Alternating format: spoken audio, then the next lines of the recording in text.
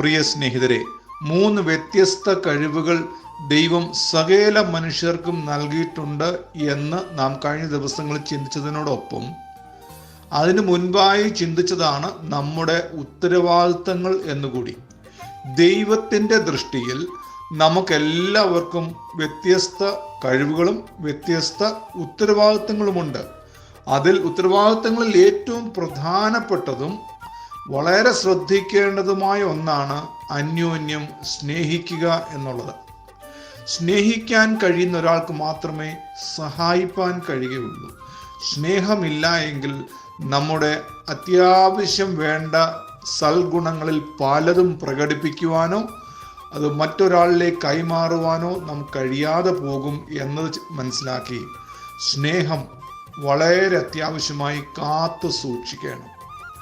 ഒരാൾ എന്നോട് സ്നേഹം കാണിക്കുകയോ എന്നോട് സഹകരണം കാണിക്കുകയോ ചെയ്താൽ മാത്രമേ ഞാൻ അദ്ദേഹത്തെ സ്നേഹിക്കുകയും സഹകരിക്കുകയും ചെയ്യുകയുള്ളൂ എന്ന നിർബന്ധം നമ്മൾ പിടിക്കരുത്. കാരണം ചിലപ്പോഴൊക്കെ ചിലർക്ക് നമ്മെ സ്നേഹിപ്പാൻ കഴിയാതെ വരും.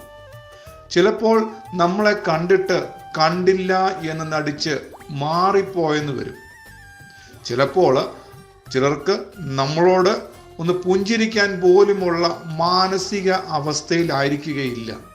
ഇങ്ങനെയുള്ള കാര്യങ്ങളൊക്കെ കണക്കിലെടുത്ത് നമുക്ക് ഒരാളോട് സ്നേഹം കാണിക്കുവാനോ സഹകരണം കാണിക്കുവാനോ ഒന്ന് പുഞ്ചിരിക്കുവാനോ ഒന്ന് മുഖം കൊടുത്ത് എന്തുണ്ട് വിശേഷങ്ങൾ, സുഖമായിരിക്കുന്നുവോ, എന്തെങ്കിലും പ്രയാസമുണ്ടോ എന്നുള്ള വിവരങ്ങൾ ഒക്കെ ചോദിക്കുവാനൊക്കെ നമുക്ക് അവസരം ലഭിക്കുമ്പോൾ ആ അവസരങ്ങൾ പാഴാക്കരുത്.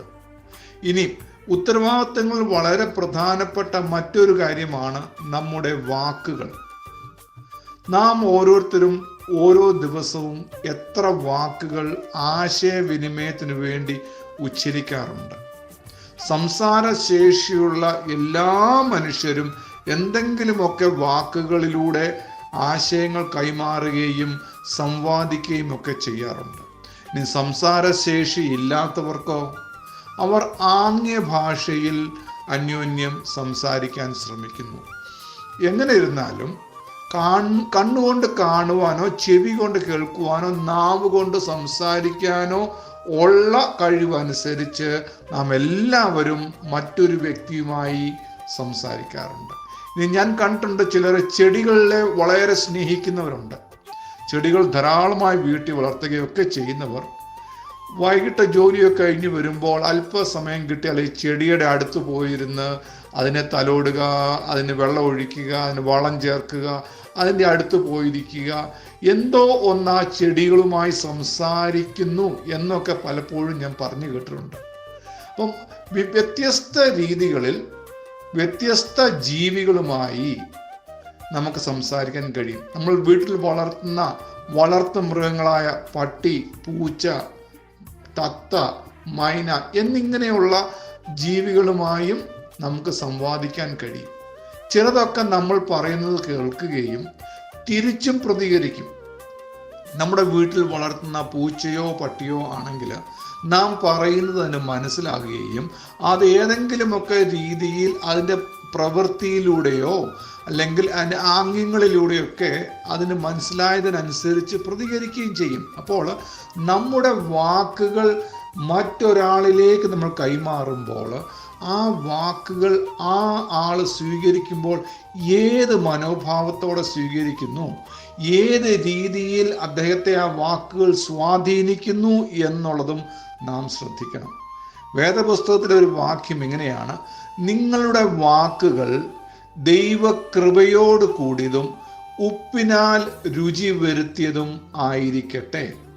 2 കാര്യങ്ങൾ ആ വാക്കുകളെ കുറിച്ച് പറയുന്നു. ഒന്ന്, ദൈവ കൃപയോട് കൂടിയത്. എന്താണ് ദൈവകൃപ എന്ന് പറയുന്നത്? കൃപ എന്ന വാക്കിൻ്റെ അർത്ഥം നാം അർഹിക്കുന്നില്ല എന്നൊരു വിഷയം, ആ വിഷയം നമുക്ക് അർഹതയില്ലെങ്കിൽ പോലും നൽകി തരുന്നു. അത് ദൈവത്തിന് കഴിയുന്ന ഒരു പ്രത്യേക സ്വഭാവമാണ്. ദൈവത്തിൻ്റെ കൃപയാൽ നമുക്ക് ധാരാളം കഴിവുകളും നന്മകളും ദാനങ്ങളും അനുഗ്രഹങ്ങളൊക്കെ ലഭിക്കുന്നുണ്ട്.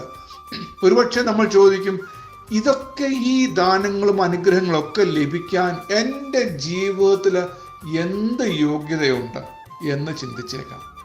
നമ്മൾ ചെയ്യുന്ന, പറയുന്ന, ചിന്തിക്കുന്ന പല വിഷയങ്ങളിലും ദൈവത്തിന് പ്രസാദമില്ലാത്തത്, ദൈവം ആഗ്രഹിക്കാത്തത്, നന്മയ്ക്ക് ഉതകാത്ത വിഷയങ്ങളൊക്കെ നാം കൈകാര്യം ചെയ്യുമ്പോൾ ദൈവം പലപ്പോഴും നമ്മളോട് ക്ഷമിക്കാറുണ്ട്.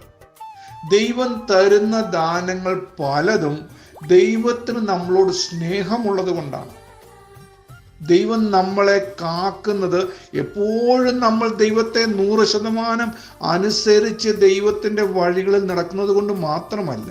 ദൈവത്തിന് നമ്മളോട് കൃപ തോന്നി, കരുണ തോന്നി, ദയ തോന്നി നമ്മളെ സഹായിക്കുകയും കരുതുകയും ചെയ്യുന്നു എന്നുള്ളതാണ്. അതുകൊണ്ട് നമുക്ക് ദൈവത്തിൻ്റെ ദാനങ്ങൾ അനുഭവിക്കുമ്പോൾ നമ്മുടെ വാക്കുകൾ ദൈവകൃപയോട് കൂടിയതും ഉപ്പിനാൽ രുചി വരുത്തിയതുമായിരിക്കട്ടെ. എങ്ങനെ ഉപ്പിനാൽ രുചി വരുത്തിയത് എന്ന് പറയുമ്പോൾ, ഉപ്പില്ലാത്ത ഭക്ഷണം കഴിക്കുമ്പോൾ എങ്ങനെ രുചിക്കുറവ് തോന്നുന്നുവോ അതിൽ നിന്ന് വ്യത്യസ്തമായി ഉപ്പിട്ട ഭക്ഷണം കഴിക്കുമ്പോൾ എത്രത്തോളം സ്വാദിഷ്ടമായി തോന്നുന്നുവോ അതേപോലെ നമ്മുടെ വാക്കുകൾ കേൾക്കുന്ന ആൾക്ക് ഇമ്പമായി തോന്നട്ടെ, സ്വാദിഷ്ടമായി തോന്നട്ടെ, ഇഷ്ടമായി തോന്നട്ടെ. അങ്ങനെ ദൈവത്തിൻ്റെ കൃപയോട് കൂടിയതും ഉപ്പിനാൽ രുചി വരുത്തിയതുമായ വാക്കുകൾ സംസാരിക്കാൻ നമുക്ക് ശ്രമിക്കാം. ദൈവം നമ്മെ സഹായിക്കട്ടെ.